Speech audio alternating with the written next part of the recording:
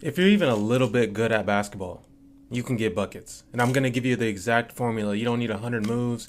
You don't need all these Instagram drills and all these other things that people are trying to tell you. I'm going to tell you the entire breakdown.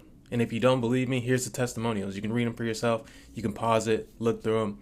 People getting buckets based on what I said. So I know exactly what I'm talking about. And I'm going to tell you the exact formula you need to get buckets. Step number one is understanding that you can only be guarded in 5 different ways. They can send you left, they can send you right, they can play off you and give you space, they can play tight, or they can deny you the ball. That's the only way that people can guard. And once you understand, okay, these are the 5 ways I can be guarded, now what you got to do is you got to have a move for each. So if somebody's going to send you left, okay, what's my move for that? If someone's going to play off you, okay, what's your move for that? Like, for me, that's shoot it, right? If they play you tight, what's your move for that? Like, you got to know these type of things, but then you also got to have a counter. And so if they send you left, okay, I do my move, they stop it. What's your counter to that? All right, and it has to be a really, really good counter. And that's really all you need for all those type of things. Number two, you have to understand the different types of defenders. And so there's defenders that are going to go for the first move every single time. So if you go right as hard as you possibly can, they're going to cut you off completely every single time. And so you got to have a different move for them, which is fake. And they're probably going to jump it, and now you can go the other way. Right? And then there's people that are like, okay, I'm going to sit on the move. I'm waiting on the move. There's different types of defenders, and some are going to push you, some aren't physical. And so you got to understand who you're dealing with. So then you can add the moves and be like, okay, these moves work best on this type of defender. But then when I face this other guy who plays a whole different type of defense, okay, I got something for that too.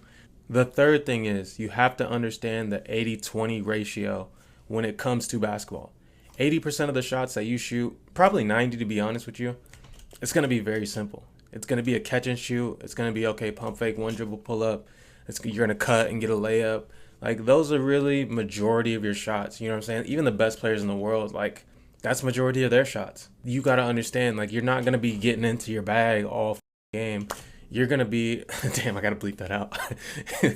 You're going to be very basic, and your coach is going to have a system for you, and he's going to say, okay, I want you to set the screen and do this. And so you got to understand, as soon as you touch that ball, are you ready to score or not? Master the 80%, which is like one dribble, two dribble shots, and catch and shoot, and simple cuts, maybe a pivot here and there into a layup or something like that. That's going to be the majority of your shots. So that's what you should be practicing.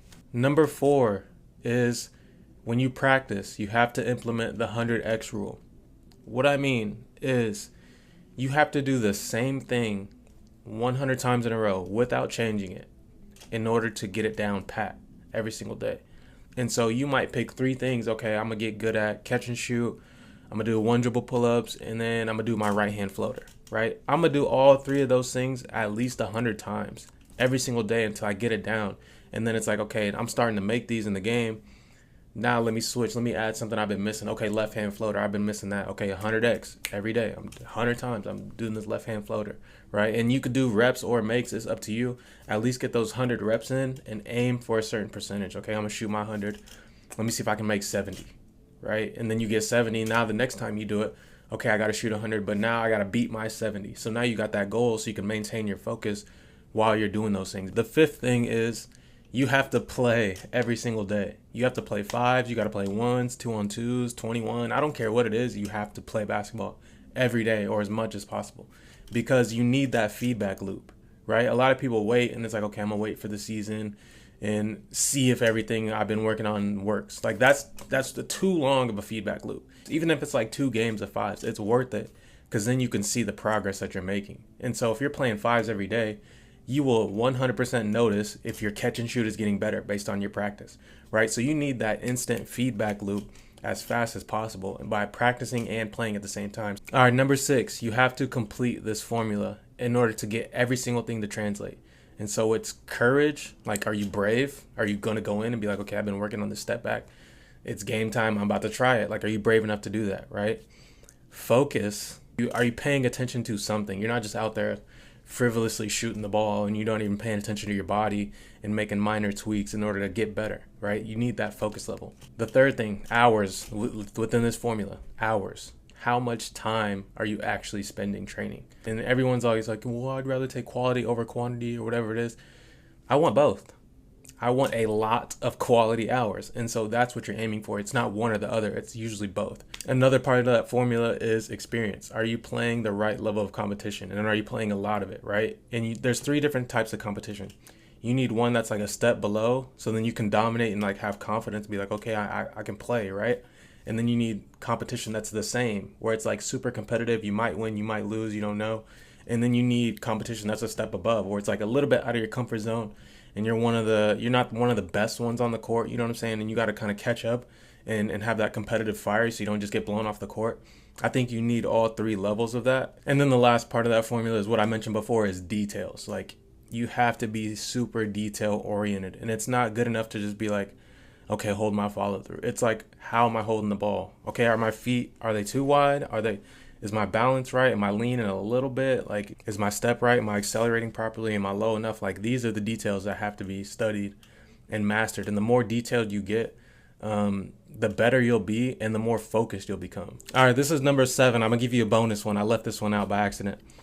If you do not have a structured plan of exactly what you're going to do while you're working out, nothing you do is going to translate. I'm telling you right now, if you don't go into the gym and say, okay, these are exactly the shots I'm working on, these are exactly the spots I'm shooting from, and this is exactly how many shots I'm going to make, right? Or you have some type of goal within that.